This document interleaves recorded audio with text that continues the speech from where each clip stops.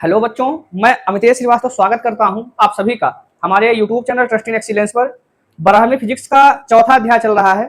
इसमें हमने ओस्टेड का प्रयोग पढ़ा और ओस्टेड का प्रयोग पढ़ने के बाद हमने ये सीखा कि अगर कोई धारावाही चालक है या तार है, उसके चारों ओर चुंबकीय क्षेत्र उत्पन्न होता है।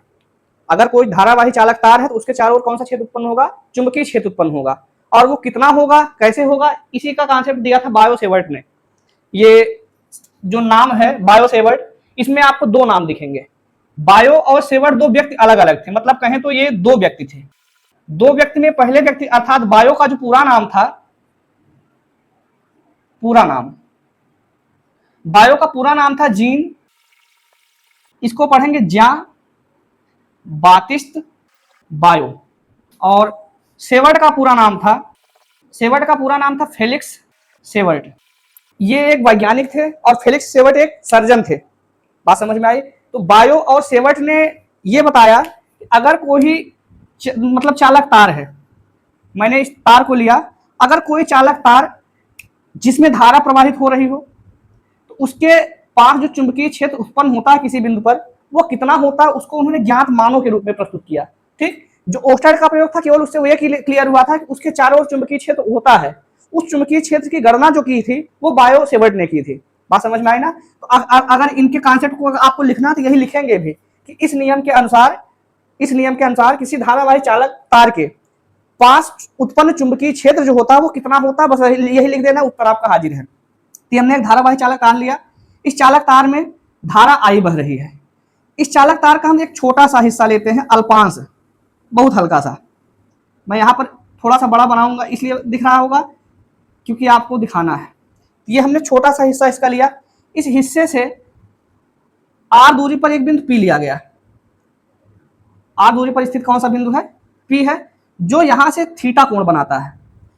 केवल आप समझिएगा कॉन्सेप्ट क्या है कि एक धारावाही चालक तार जिसमें धारा आई प्रवाहित हो रही है, इस तार का हमने छोटा, ये तार पहले ये लंबाई का था, हल्का सा हमने लिया तो इसकी लंबाई जो होगी केवल डीएल हिस्सा लिया गया है, तो डीएल लंबाई लिया गया और यहां से किसी आर दूरी पर बिंदु पी लिया गया और इस बिंदु पी पर कितना चुंबकीय क्षेत्र उत्पन्न होता है वही उन्होंने ज्ञात किया। मतलब हल्के रूप में ज्ञात किया, जब छोटा सा आप ज्ञात कर लेंगे तो बड़ा वाला तो ज्ञात कर लेंगे कि पूरे तार में कितना है।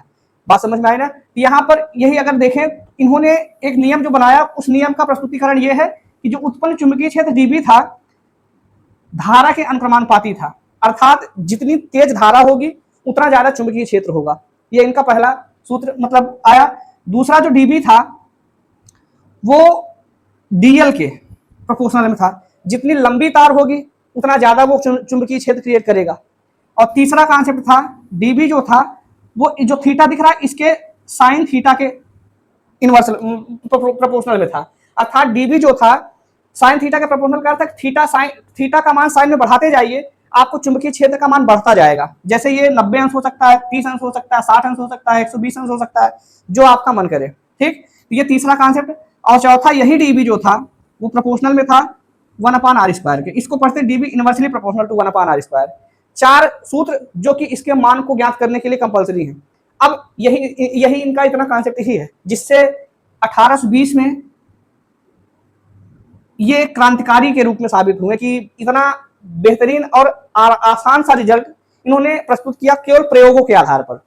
क्या किया उन्होंने? यदि किसी धारावाही चालक तार हो, तार में धारा आई प्रवाहित हो रही हो, तो डीएल हिस्से को हमने चुना, मतलब छोटा सा हिस्सा लिया, उस छोटे से हिस्से से आर दूरी पर बिंदु पी लिया। अब यहाँ पर चुंबकीय क्षेत्र कितना उत्पन्न हो रहा है पहले यह ज्ञात कर लिया जाए।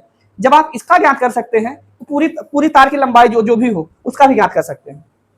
तो जो चुंबकीय क्षेत्र था, जब छोटी सी लंबाई है तो छोटा सा चुंबकीय क्षेत्र भी होगा, लंबाई बढ़ाए होते तो चुंबकीय क्षेत्र भी बढ़ा होता, अर्थात चुंबकीय क्षेत्र का मान धारा के अनुक्रमानुपाती, चुंबकीय क्षेत्र का मान उस अल्पांश तार की लंबाई के अनुक्रमानुपाती, डीबी का अर्थात चुंबकीय क्षेत्र का मान साइन थीटा के अनुक्रमानुपाती और डीबी का मान बीच की दूरी के वर्ग के व्युत्क्रमानुपाती।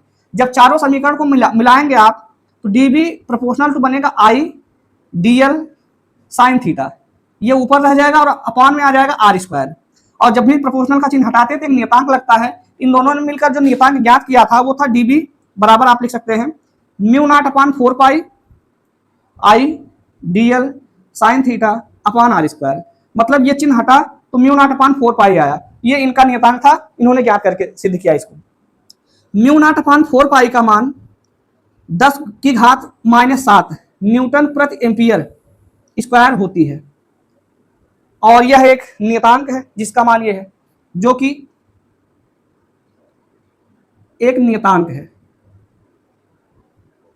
ये रहा बायो-सेवर्ट नियम का पूरा वर्णन। फिर से सुनिएगा कि सन 1820 में बायो और सेवर्ट ने एक नियम प्रस्तुत किया जो बायो-सेवर्ट के नियम से जाना जाता है। इस नियम के अनुसार यदि किसी धारावाही चालक तार में धारा आई प्रवाहित हो रही हो, उस तार के अल्पांश के कारण उत्पन्न चुंबकीय क्षेत्र dB I के अनुक्रमानुपाती, dl के अनुक्रमानुपाती, sin थीटा के अनुक्रमानुपाती और r स्क्वायर के व्युत्क्रमानुपाती होता है। ठीक, इसलिए हमने चारों को मिलाया जब, तो ये एक सूत्र बना, dB बराबर μ0/4 I dl sin theta upon r square, जहां μ0/4 का मान है 10⁻⁷ न्यूटन प्रति एम्पियर स्क्वायर।